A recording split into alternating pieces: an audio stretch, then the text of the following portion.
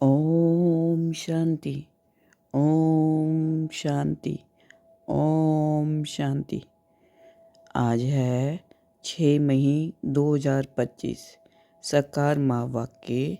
बाबा कहते, मीठे बच्चे, याद में रहने की मेहनत करो तो पावन बनते जाएंगे। अभी बाप तुम्हें पढ़ा रहे हैं, फिर साथ में ले जाएंगे। याद में रहने की मेहनत करो तो पावन बनते जाएंगे। अभी बाप तुम्हें पढ़ा रहे हैं, फिर साथ में ले जाएंगे। आज का प्रश्न है, कौन सा पैगाम तुम्हें सभी को देना है? उत्तर है, अब घर जाना है, इसलिए पावन बनो।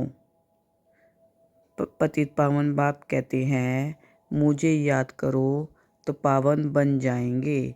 ये पैगाम सभी को दो। बाप ने अपना परिचय तुम बच्चों को दिया है, अब तुम्हारा कर्तव्य है बाप का शो करना। कहा भी जाता है, सन शोज फादर। कौन सा पैगाम तुम्हें सभी को देना है? उत्तर है, अब घर चलना है, इसीलिए पावन बनो।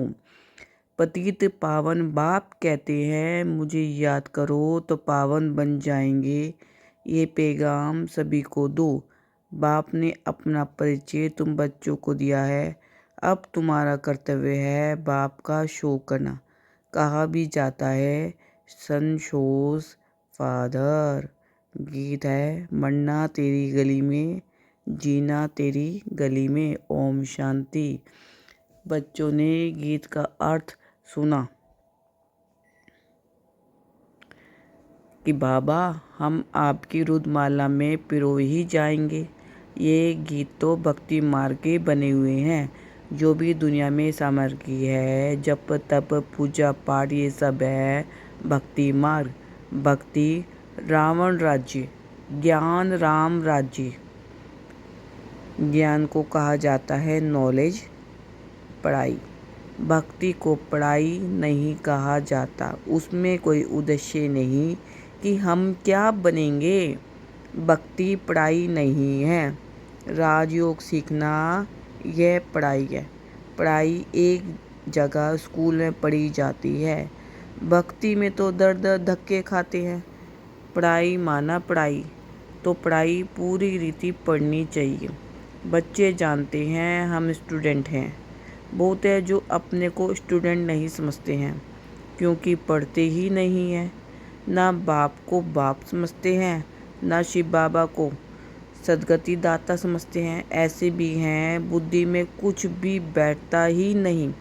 राजधानी स्थापन होती है ना, उसमें सभी प्रकार के होते हैं। बाप आए ही हैं पतितों को पावन बनाने। बाप को बुलाते हैं, हे पतित पावन आओ। अब बाप कहते हैं, पावन बनो, बाप को याद करो। हर एक को पैगाम देना है बाप का। इस समय भारत ही वैशाल्य है। पहले भारत ही शिवालय था।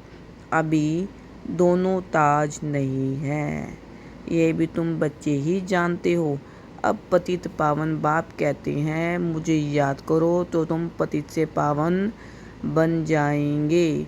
याद में ही मेहनत है। बहुत थोड़े हैं जो याद में रहते हैं। भक्त माला भी थोड़ों की है ना। धन्ना भगत नारद मेरा आदि का नाम है। इसमें तो सब तो नहीं आकर पढ़ेंगे। कल पहले जिन्होंने पढ़ा है वही आते हैं। कहते भी हैं, बाबा हम आपसे कल पहले भी मिले थे, पढ़ने अथवा याद की यात्रा सीखने। अभी बाप आए ही हैं तुम बच्चों को ले जाने। समझाते हैं तुम्हारी आत्मा पतित है, इसलिए बुलाते हो कि आकर पावन बनाओ। अब बाप कहते हैं, मुझे याद करो, पवित्र बनो। बाप पढ़ाते हैं, फिर साथ में भी ले जाएंगे। बच्चों को अंदर बहुत खुशी होनी चाहिए। बाप पढ़ा रहे हैं। कृष्ण को बाप नहीं कहेंगे, कृष्ण को पतित पावन नहीं कहेंगे। यह किसको भी पता नहीं कि बाप किसको कहा जाता है और फिर वे ज्ञान कैसे देते हैं। ये तुम ही जानते हो। बाप अपना परिचय बच्चों को ही देते हैं। नए नए कोई से बाप नहीं मिल सकते। बाप कहेंगे सन शोज फादर। बच्चे ही बाप का शो करेंगे। बाप को कोई से भी मिलने बात करने का नहीं है। भल इतना समय बाबा नए नए से मिलते रहते हैं। ड्रामा में था, ढेर आते थे। मिलिट्री वालों के लिए भी बाबा ने समझाया है, उनका उद्धार करना है, उनको भी धंधा तो करना ही है, नहीं तो दुश्मन वार कर लेंगे। सिर्फ बाप को याद करना है। गीता में है, जो युद्ध के मैदान में शरीर छोड़ेंगे वे स्वर्ग में जाएंगे, परंतु ऐसे तो जा ना सके। स्वर्ग स्थापन करने वाला भी जब आए तभी जाएंगे। स्वर्ग क्या चीज़ है ये भी कोई नहीं जानते हैं।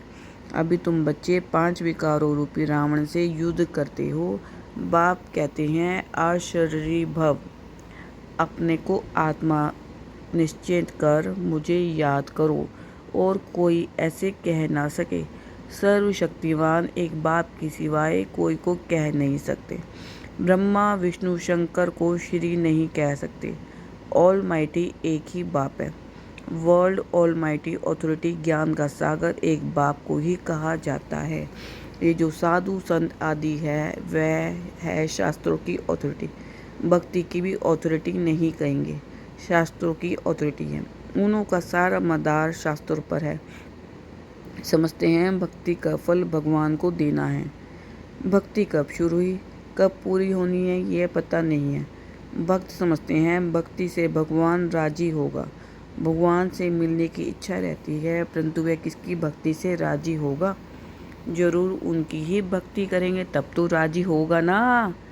तुम शंकर की भक्ति करो तो बाप राजी कैसे होगा? क्या हनुमान की भक्ति करेंगे तो बाप राजी होगा? दीदार हो जाता है, बाकी मिलता कुछ नहीं है। बाप कहते हैं मैं भल साक्षात्कार कराता हूँ, परंतु ऐसे नहीं कि मेरे साथ आकर मिलेंगे। नहीं, तुम मेरे साथ मिलते हो, भक्ति करते हैं भगवान से मिलने के लिए।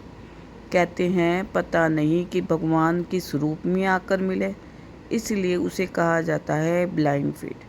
अभी तुम बाप से मिले हो, जानते हो वह निराकार बाप जब शरीर धारण करे तभी अपना परिचय दे कि मैं तुम्हारा बाप हूँ। 5000 वर्ष पहले भी तुमको राज्य भाग्य दिया था, फिर तुमको 84 जन्म लेने पड़े। यह सृष्टि चक्र फिरता रहता है।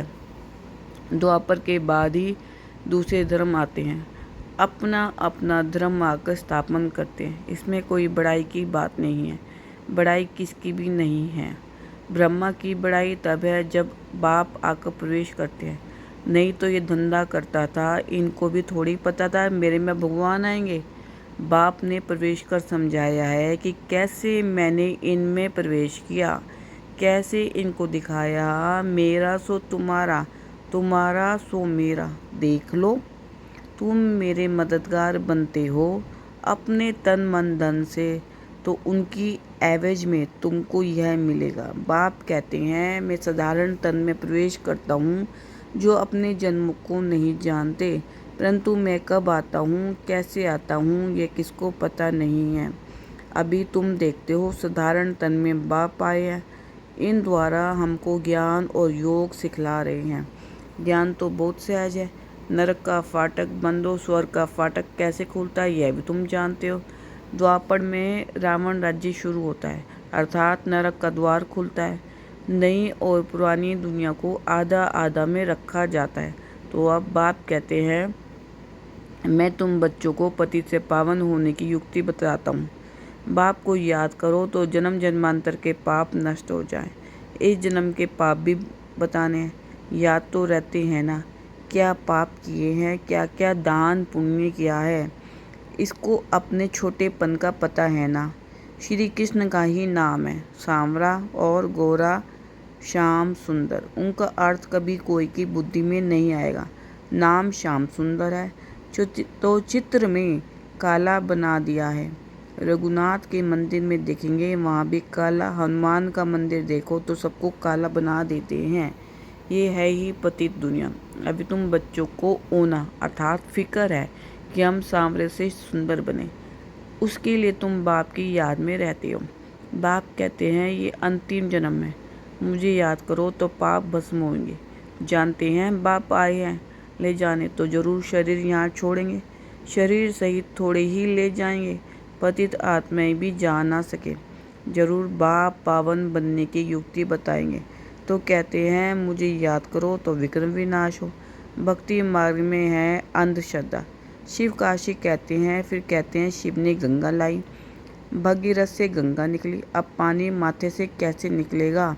भगीरथ कोई ऊपर पहाड़ पर बैठा है क्या जिसकी जटाओं से गंगा आएगी। पानी जो बरसता है सागर से खींचते हैं जो सारी दुनिया में पानी जाता है।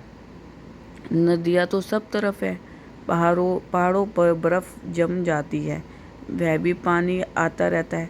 पहाड़ों के अंदर गुफाओं में जो पानी रहता है वह फिर कुओं में आता रहता है, वह भी बरसात के आधार पर है। बरसात ना पड़े तो कुएं भी सूख जाते हैं। कहते भी हैं बाबा हमको पावन बनाकर स्वर्ग में ले जाओ। आशा ही स्वर्ग कृष्णपुरी की है, विष्णुपुरी को किसको पता नहीं है। श्री कृष्ण के मुरीद कहेंगे जहाँ देखो कृष्ण ही कृष्ण, अरे जबकि परमात्मा सर्वव्यापी है तो क्यों नहीं कहते जिधर देखो परमात्मा ही परमात्मा है। परमात्मा के मुरीद फिर ऐसे कहते यह सब उनके ही रूप है, वही ये सारी लीला कर रहे हैं। भगवान ने रूप धरे हैं लीला करने के लिए तो जरूर अभी लीला करेंगे ना। परमात्मा की दुनिया स्वर्ग में देखो वहाँ गंध की कोई बात नहीं होती, यहाँ तो गंध ही गंध है। और फिर यहाँ कह देते परमात्मा सर्वव्यापी है, परमात्मा ही सुख देते हैं। बच्चा आया सुख आया, मरा तो दुख होगा। अरे भगवान ने तुमको चीज़ दी फिर ली तो इसमें तुमको रोने की क्या दरकार है। सत्य में ये रोने आदि का दुख होता नहीं। मोहजित राजा का दृष्टांत दिखाया है, ये सब है झूठे दृष्टांत, उनमें कोई सार नहीं है। सत्युग में ऋषि मुनि होते नहीं और यहाँ भी ऐसी बात हो नहीं सकती, ऐसा कोई मोहजित राजा हो नहीं सकता। भगवान उवाच यादव कौरव पांडव क्या करत भय, तुम्हारा बाप से योग है। बाप कहते हैं तो मैं तुम बच्चों द्वारा भारत को स्वर्ग बनाता हूँ। अब जो पवित्र बनते हैं वह पवित्र दुनिया के मालिक बनेंगे। कोई भी मिले उनको ये बोलो भगवान कहते हैं मामेकम याद करो, मेरे से प्रीत लगाओ और कोई को याद ना करो। यह अव्यभिचारी याद, यहाँ कोई जल आदि नहीं चढ़ाना है। भक्ति मार्ग में ये धंधा आदि करते याद करते थे ना। गुरु लोग भी कहते हैं मुझे याद करो, अपने पति को याद नहीं करो। तुम बच्चों को कितनी बातें समझाते हैं, मूल बात है कि सभी को पैगाम दो। बाबा कहते हैं मामेकम याद करो। बाबा माना ही भगवान, भगवान तो निराकार है। श्री कृष्ण को सब भगवान नहीं कहेंगे, कृष्ण तो बच्चा है। शिव बाबा इसमें ना होता तो तुम होते क्या। शिव बाबा ने इन द्वारा तुमको एडॉप्ट किया, अपना बनाया है। ये माता भी है पिता भी है। माता तो साकार में चाहिए ना, वह तो है ही पिता। तो ये ऐसी ऐसी बातें अच्छी रीति धारण करो। तुम बच्चों को कभी भी किसी बात में मूंझना नहीं है, पढ़ाई को कभी नहीं छोड़ना। कई बच्चे संगदोष में आकर रूठकर अपनी पाठशाला खोल देते हैं। अगर आपस में लड़ झगड़ कर जाएं, अपनी पाठशाला खोली तो मूर्खपना है। रूठते हैं तो पाठशाला खोलने के लायक ही नहीं है। वह देह अभिमान तुम्हारा चलेगा ही नहीं, क्योंकि बुद्धि में तो दुश्मनी है, तो वह याद आएगी। कुछ भी किसको समझा नहीं सकेंगे। ऐसे भी होता है जिसको ज्ञान देते हैं वे तीखे चले जाते हैं, खुद गिर पड़ते हैं, खुद भी समझते हैं मेरे से उनकी अवस्था अच्छी है। पढ़ने वाला राजा बन जाए और पढ़ाने वाला दास दासी बन जाते हैं, ऐसे ऐसे भी हैं। पुरुषार्थ कर बाप के गले का हार बनना है। बाबा जीते जी मैं आपका बना हूँ, बाप की याद से ही बेड़ा पार होना है। अच्छा, मीठे मीठे सिकलदे बच्चों प्रति माता पिता बाप दादा का याद प्यार और गुड मॉर्निंग। रूहानी बाप की रूहानी बच्चों को नमस्ते। हम रूहानी बच्चों के भी रूहानी बाप दादा को दिल व जान से सिक व प्रेम से नमस्ते। Good morning. शुक्रिया मीठे मीठे बाबा।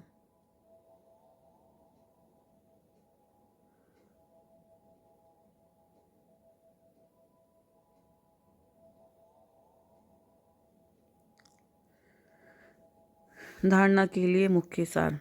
कभी किसी बात में मूंझना नहीं है, आपस में रूठ कर पढ़ाई नहीं छोड़नी है। दुश्मनी बनाना भी देह अभिमान है।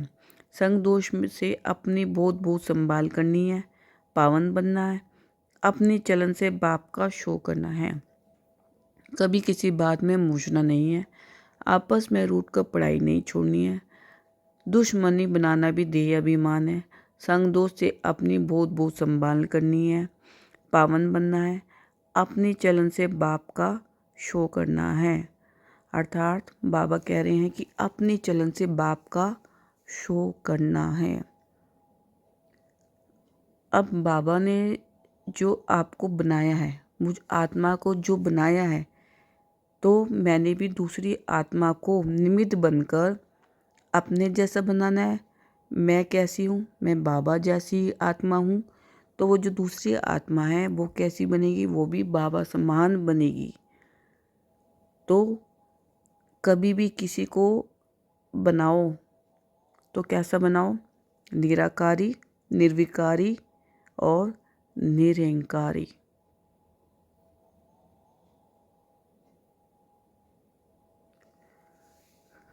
कभी भी किसी बात में मूंझो ना, किसी में फंसो ना, सिर्फ बाबा और मैं। बाबा कहता है कि मांगने से मरना भला। तो कभी भी किसी से मांगना नहीं है। सेकंड पॉइंट है, प्रीत बुद्धि बन एक बाप की अव्यभिचारी याद में रहना है। प्रीत बुद्धि बन एक बाप की अव्यभिचारी याद में रहना है। तन मन धन से बाप के कार्य में मददगार बनना है। तन मन धन से बाप के कार्य में मददगार बनना है। वरदान। न्यारे और प्यारे बनने का राज जानकर राजी रहने वाले राजयुक्त भव। न्यारे और प्यारे बनने का राज जानकर राजी रहने वाले राजयुक्त भव। जो बच्चे प्रवृत्ति में रहते न्यारे और प्यारे बनने का राज जानते हैं, वे सदा स्वयं भी स्वयं से राजी रहते हैं, प्रवृत्ति को भी राजी रखते हैं। साथ साथ सच्ची दिल होने के कारण साहिबी सदैव उन पर राजी रहता है। ऐसी राजी रहने वाले राजयुक्त बच्चों को अपने प्रति व अन्य किसी के प्रति किसी को काजी बनाने की जरूरत नहीं रहती, क्योंकि वह अपना फैसला अपने आप कर लेते हैं। इसलिए उन्हें किसी को काजी, वकील या जज बनाने की जरूरत ही नहीं है। स्लोगन है, सेवा से जो दुआएं मिलती है वह दुआएं ही तंदुरुस्ती का आधार है। सेवा से जो दुआएं मिलती है वह दुआएं ही तंदुरुस्ती का आधार है। सेवा अर्थात किसी को समझाना, किसी को बाबा का बनाना। तो वो जो आत्मा बाबा की बनेगी वो क्या करेगी? वो दिल से दुआएं देगी। अव्यक्त इशारे। रूहानी रॉयल्टी और प्योरिटी के पर्सनैलिटी धारण करो। रूहानी रॉयल्टी और प्योरिटी की पर्सनैलिटी धारण करो। जैसे स्थूल शरीर में विशेष श्वास चलना आवश्यक है, श्वास नहीं तो जीवन नहीं। ऐसे ब्राह्मण जीवन का श्वास है पवित्रता। 21 जन्मों की प्रारब्ध का आधार पवित्रता है। आत्मा और परमात्मा के मिलन का आधार पवित्र बुद्धि है। पवित्र बुद्धि है। संगम युगी प्राप्तियों का आधार और भविष्य में पूज्य पद पाने का आधार पवित्रता है। इसलिए पवित्रता की पर्सनैलिटी को वरदान रूप में धारण करो। ओम शांति।